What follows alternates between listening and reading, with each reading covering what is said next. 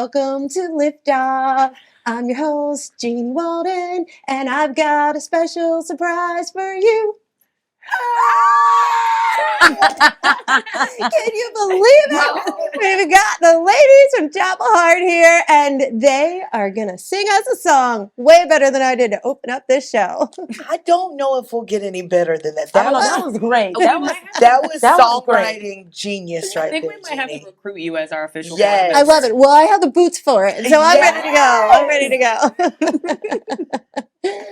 All right, ladies, let's hear what you got. You heard what I got. Let me hear what you got. So we're going to sing you a little bit of just a little verse or two of our single "You Can Have Him, Jolene." Awesome. Well, since the last song, I've had time to think it over. A lot of tears, a lot of beer, a lot of wine. I spent so much time believing that midnight phone stopped ringing, but he'd leave the room and answer every time. Well, it didn't seem so easy with that broken glass in pieces, you holding me and saying you were wrong. Well, I'm tired of second chances, these sad, sad circumstances. He's your problem, good luck keeping him home. Oh, Jolene, you can have him 'cause he don't mean much to me. Well, I cried so much till rivers turned to seas. Oh, Jolene, when you think that he's alone, he'll surely leave like he did me. Well, you can have him, Jolene. You can have him, Jolene. You can have him, Jolene. That was amazing. Band included at the end. Yes. I want to hear the whistle. Oh, that wasn't the song. I know it wasn't the song. There you go. All right, my new favorite group, born in Mississippi mud, the two greatest sisters. We're debating behind stage which one is the greatest sister, but I think we'll figure that out. Danica and Devin Hart join us along with the most amazing cousin, Trey.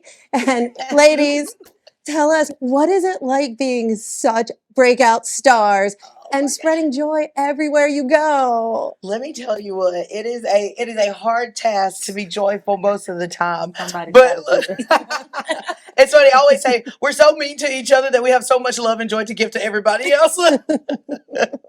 Well, you ladies have been breaking barriers and smashing glass ceilings long before America's Got Talent and all the fandom and stardom that came from that. Tell us, what have you been struggling with? What have you been up to? Like, how was it breaking just everything down? No more barriers. Honestly, I feel like we've been like just grinding for so long and so hard. We didn't even realize what barriers were being smashed. Like we were just, I guess, just making music and hitting the road and trying to reach as many people as possible and spread as much love and joy as we can. And then it was kind of after the fact, we're like, oh, we did this and we did this.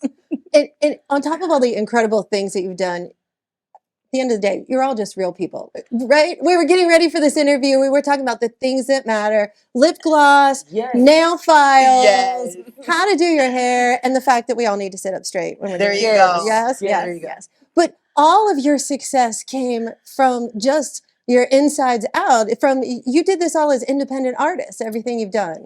You also have this conversation. You talk about turning no's into notivation. Where did that come from?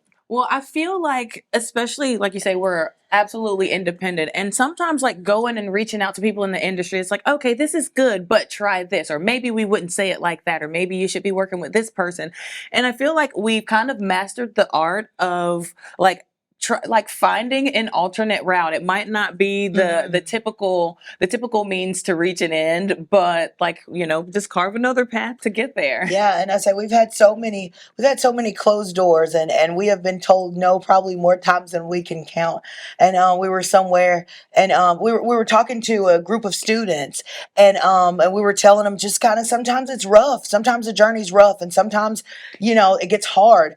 And I don't know where it came from, but out of trees, just gut. She was like, and sometimes you got to turn those no's into notivation. And we were like, that's it. And so love that. I love that. Well, this show Liftoff is all about inspiring people how to make the most out of their life at home and at work. And I think this conversation has absolutely done just that. But to wrap this up, tell all our listeners what's coming up next for you. I know you're traveling like crazy, you're singing like crazy, you're practicing your whistling, you're filing your nails, you're staying warm. But what else? What else do the viewers need to know? So we are getting ready to start working on our very first Christmas album. And Mrs. Claus here, Danica has been begging for us to do this Christmas album for the longest. And so we are finally doing it, and we are super happy about it. That's awesome. That's awesome. Well, there's still a little bit of cold weather out to keep you motivated on getting that going. We can't wait to hear that. And congratulations on all your success. Good luck on all your journey. I'm going with you, right? Like, we're a quartet now. Yes, fourth member. Yes, you all heard it here. We're a quartet. Thanks so much for being on Liftoff, ladies. Thank you. Everybody stay tuned. We're going to be back. I don't know how we're going to top it, but we're going to figure out some way to check. Spring is here, and many say this is the beloved birth season. But sometimes giving birth isn't all sunshine and flowers. Our next guest, Carly Fleming, is an RN certified breastfeeding specialist and postpartum care specialist. She's a co-founder of Fourth Trimester Foundations that helps women through all that is needed after childbirth. Thank goodness that you exist in this world. Welcome to Liftoff, Carly. Thank you so much for having me. I'm happy to be here. Carly, I got to ask, how did you end up in such an amazing profession and get a background as a postpartum specialist? That is a great question. So I'm a postpartum newborn nurse, and I'm a mom. That's first what got me here. I have two little ones, two wild boys. I work in both the hospital and the birth center setting, but I'm so passionate about it that I wanted to do it outside of work as well. I started the company called Fourth Trimester Foundations, like you mentioned. It's focused on empowering moms and educating them on what to expect after baby as it relates to their body, because there's not enough discussion about that at no fault of anyone's. Just it's not the glamorous part of having a baby, right? Yeah, right. I got to ask you, what are some of the most surprising things that moms face postpartum, and what are some of your suggestions? Yes, awesome question. So every birth, starting off with every birth and everyone's experience is so much different, of course. But one of the universal biggest surprises that I see in the patients that I work with is pain and discomfort. Whether it's pain down there in your perineum or pain in your surgery site, it's pretty universal to experience like some sort of discomfort. So as a nurse and a mom, using it professionally and personally, there are a handful of products that I recommend to my patients and to my friends. One of them being Dermaplast postpartum spray. It's that blue bottle that a lot of people know about. It's a brand new product from Dermaplast. It's the spray can that offers immediate relief, and it's no touch, which is nice because it's really sore down there and everyone's pain and discomfort area is different. I sprayed on so many of my patients postpartum, so much that I like smell like it after work shifts. And it's not just used in the hospitals too, in birth centers and used for home. It's actually in 90% of hospitals in the US, which is surprising. But this thing I have here, which you're probably going to ask about, is a basket that I give not to my patients at the hospital. I wish I could give them all these goodies, but mostly to friends as a postpartum nurse. It's called my boobs and butt basket. All of the essentials in caring for your boobs and butt after baby. Of course, the staple McCann of Dermaplast is in here. It's that iconic blue can that so many people know about. It's been around for 50 years, actually. My mom probably used it. I should probably ask her if she did. But there's some other things included in here for not just moms, but for baby too. So we have a lot in here. I'm not going to go over all of it. But a big one is this angled peri bottle that you can spray to get to the parts that are most affected, since you can't really be wiping early on. There's also some flushable wipes up here. The toilet paper doesn't really do justice. There's some really nice mesh underwear, disposable underwear, so it's easier for those trips to the bathroom that are always frequent and always take a long time. And another one, this is like a postpartum nurse secret weapon. It's peppermint essential oil.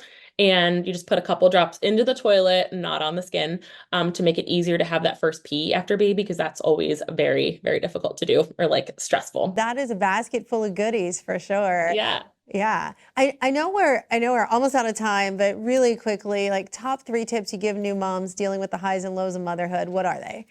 Yeah, so definitely get that pain under control, whether it's using your Dermaclass postpartum spray or using Advil, Tylenol, anything like that, ice packs. And I would say lean on the people that are supporting you, whether it's your mom, whether it's your partner, whether it's a postpartum doula, someone like that to help you postpartum, because you don't have to be in it alone. It feels lonely, but it doesn't have to feel that way.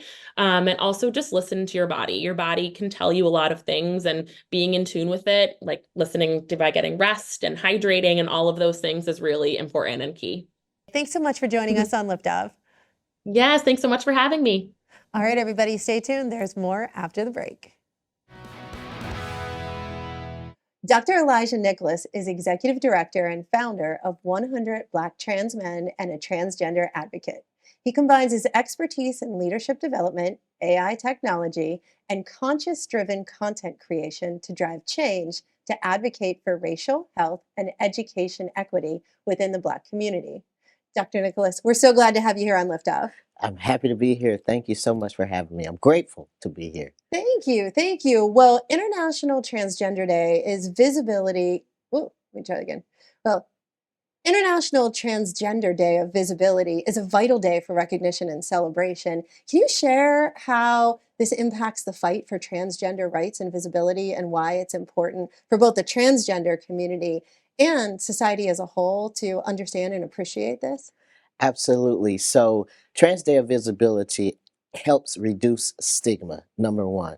With all the anti-trans bills we have going on right now, we have to have things that show people in the community, right? It helps people like me advocate for those who don't have a voice. So trans visibility, it saves lives. When I were a kid, if I had someone like me talking on television to someone like you, that would have helped me throughout my depression, through everything that I went through before I transitioned. And transgender people have so many barriers and challenges against them. I have a transgender daughter, and she talks and she does a lot of research about the social impacts from a negative perspective, even affecting things like healthcare.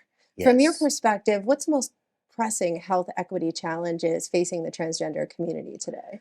The most pressing health equity challenge we have right now is the lack of separation between church and state.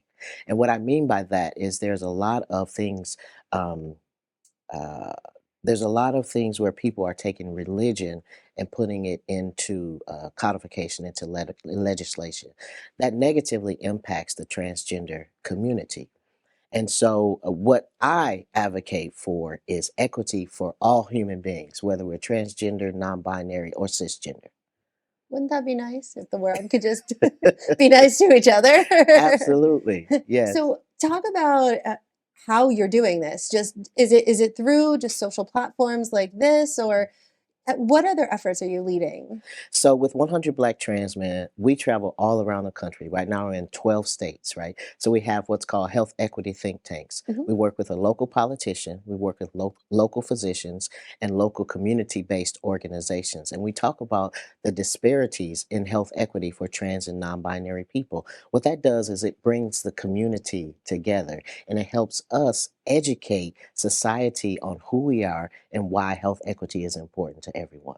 And it's so smart, because just by getting out there and by getting the government involved, especially in Yes. the local towns, then you can drive more awareness. And access to supportive healthcare is super critical, as you Absolutely. know, and not just at the start, but all throughout just All their whole throughout. life. Yes, yeah. So, what are some of the key resources or initiatives that you've seen make a positive impact in this area? So organizations like 100 Black Trans Of Men. course, of course. I was just in DC yesterday, and we were talking about Medicaid and the importance of inclusive policies and language justice and data justice. All of these things impact how healthcare providers deliver care. And so things like that, as well as, again, on the local level, education, provider education is important. So one of the things that I do is teach from a conscious perspective and help providers understand how to deliver care. I'm not trying to get them to change their mind or change their beliefs or their values, but how do we deliver care in the most sensitive way so that everyone has access to amazing healthcare, not just healthcare, but amazing healthcare. Okay, I'd probably be happy with healthcare, amazing healthcare. That's a big stretch for everybody that Absolutely, lives in. absolutely. Well, how do you know it's working? How do I know it's working? Yeah. Well, I can tell you it's working specifically for people who have gone through our mentorship and leadership development program. When they get access, number one, we're a transmasculine organization. Mhm. When they get access to testosterone, Mhm. they live a happier life. The most recent trans survey that just came out interviewed 92,000 trans and non-binary people. That research showed that 94% of people felt happier when they affirmed their gender through hormone replacement or hormone therapy. Yeah. So that's how we know it's working. 94% of us have said we live happier lives. When I look at myself now versus 10 years ago, Mhm. now I was a happy person then. I'm AKA the happy man, right? I was happy then, but I'm really happy now Right. because I'm living in my most authentic, free self. What does that do? It allows me to contribute to society. And from an economic perspective, it allows me to communicate. It allows me to contribute to the economic bottom line of the country. So it's in everyone's best interest. I love it. Happiness could be the key to all of this, and that starts out with the right health services and supportive health services. Absolutely. What a great conversation. Thank you so much for coming on the show. Thank you for having me. All right, everybody. That was great. Stay tuned, and you're going to love what's up next. All of you know that I never get nervous on set except for this interview. I have to tell you, confidence is a huge contributor to our overall success, since how we feel reflects how we face the world. And Dior Sovoa is an Emmy-nominated hair artist who styled some of the most successful and iconic celebrities in entertainment, including Mariah Carey, Whoopi Goldberg, and Patti LaBelle.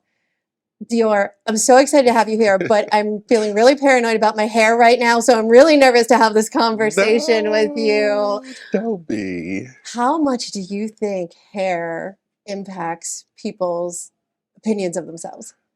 I think it is a confidence booster. If you're not feeling good about your hair, you're not going to walk out and you're not going to enjoy your day. Like for women, hair is the key to being beautiful. It doesn't matter if it's short, long, or whatever, but it's your confidence that brings in your beauty with your hair and how it is your signature. So, as long as you have your hair that you like, I think you'll look amazing and feel amazing. So do you feel like women that go to work with a specific type of professional hairdo, are you seeing them change it when they go out in the evening or go home, or are they pretty much doing their hair once in the morning and leaving it that way for the day? No, today's age women are definitely changing up their looks. We live in a day and age of social media where we're always taking pictures and we always want to get the most out of our day in the moment. So I feel like women are definitely like, I love when a woman does a pullback. It shows their natural beauty, especially women who are above the age of 40. Like they know how to do more makeup, do more hair. We have all of these apps and YouTube and all of these makeup artists and hairstylists now that are more easy access to us. So I feel like women above the age of 40 and all women, period, are changing up their looks throughout the day. We're so fortunate to have you here as the absolute expert on hairstyles. What are the hottest hairstyles for women over 40 today? For me, I definitely see women like Mariah and all types of women in her category wearing the tussle look.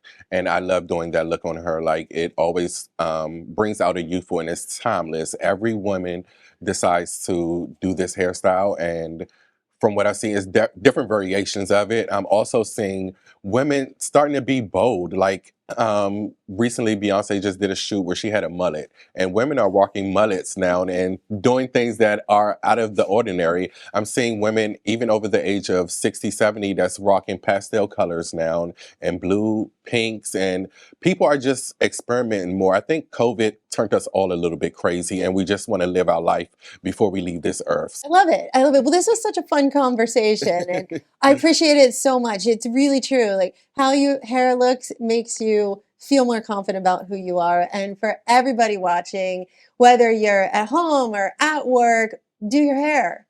Give yourself a special treat and look as glamorous as you are on the inside. Thank you so much for joining us. Thank you so much for having me. It's been amazing talking to you. All right, everybody, stay tuned. We've got more to come.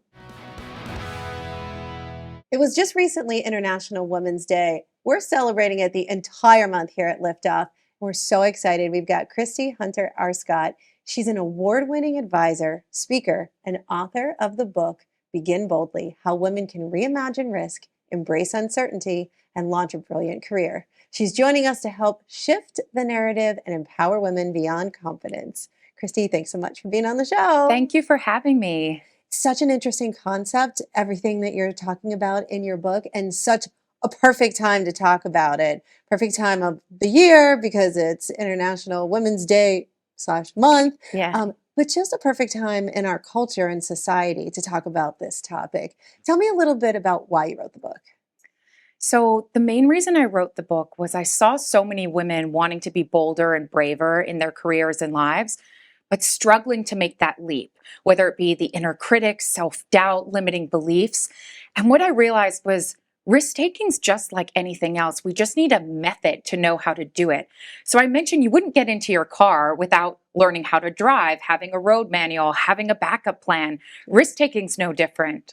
That's I've never thought of it that way. That's a really, really interesting and such a basic but powerful concept. So is your book the blueprint to teach women how to take a risk and Exactly. what to do? So what I did was I took research driven tools and techniques and my 15 plus of research years in the workplace around women and thought about how do I bring this toolkit to women?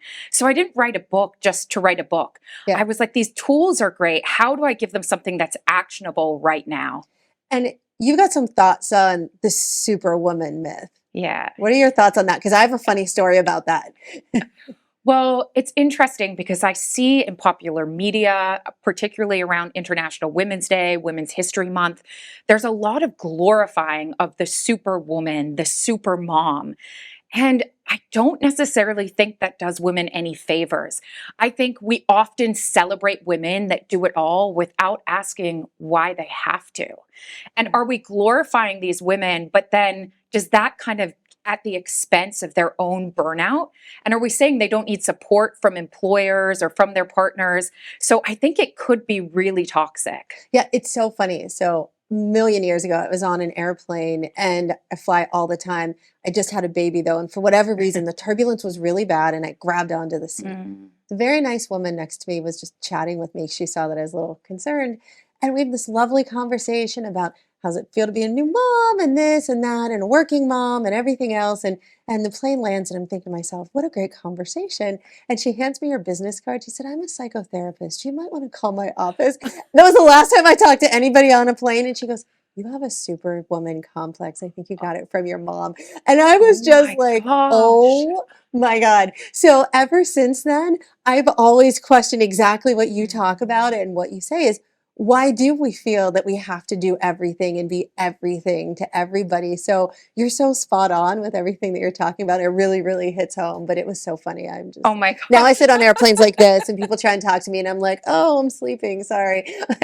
But let's get back to everything that you're doing for all women and probably a lot of men too, because I think your book is applicable to everybody. Yep. You talk about negotiating for success and going beyond traditional approaches to persuade and cultivate influence. Tell everybody that's watching what you mean by this and give us an example. I'll give you an example of what doesn't work. And I transparently shared this in my book, which was difficult. In my early years of coaching women, I was coaching one of my clients around negotiating for her next job offer. So she had been offered the job, and then we said, okay, the package doesn't look right for her value, her experience. And so she went in there guns blazing, all of the data points, market data, everything, and it totally backfired on her, and the offer got rescinded. And I was devastated as a coach, devastated. And what I realized very quickly is a lot of the ways that we've been taught to communicate actually backfire on women way more than men. Oh, yeah. So the idea that we'll be viewed as too aggressive or too self-serving or any of those aspects is very, very difficult. And when I was doing a course in my undergrad, they often said, don't use questions, don't use upticks, talk really confidently. And in my own career, I realized how that backfired as well.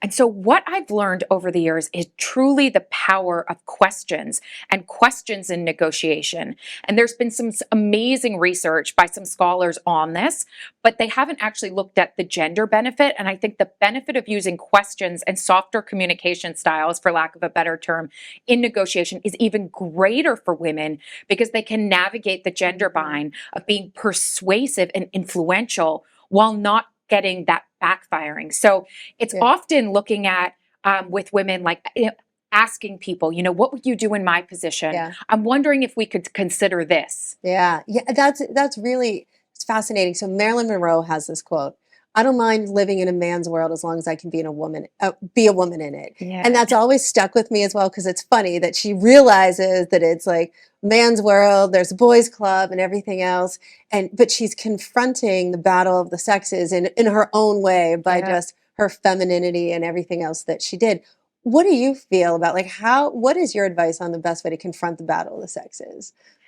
It's a difficult one. I think what we can't do is make women a monolithic, singular, homogeneous group. We can't. We exist on a spectrum in terms of how we show up in a feminine or masculine way, in terms of our identities, our communication styles. So I think what's not right to do is to say women are super empowered because feminine leadership styles look like this. Well, then women that present in a different way and don't show up with these so-called feminine styles, actually, they don't benefit from this system. So I really think it's about being open to the spectrum of how women show up in this world and truly embracing and celebrating that. The other thing is realizing, and this is what my book is all about, I say I'm not about telling you to just go make any bold move. I'm telling you that the way that the world works, women get different reactions than men. And when we have risk gone wrong, we're likely to face more of a penalty. So let's take that on. It's not absolving anyone from changing. We want the world, we want organizations to change. But in the meantime, let's equip ourselves with gender intelligent tools to make progress in the face of the status quo that we have. Makes so much sense. Such great advice. What a great conversation. Thank you so much for coming on the show. Thank you for having me. Absolutely. All right, everybody. I hope you enjoyed that conversation. Super empowering. And that's it for another empowering and powerful episode of Liftoff. Be sure to follow us on social for more great inspiration, tips, behind the scenes, and who knows who's going to be on the next episode. It's all a toss-up, especially after that opening. Go hone up your singing skills, and we'll see you next time. The proceeding was sponsored by Liftoff Enterprises, LLC.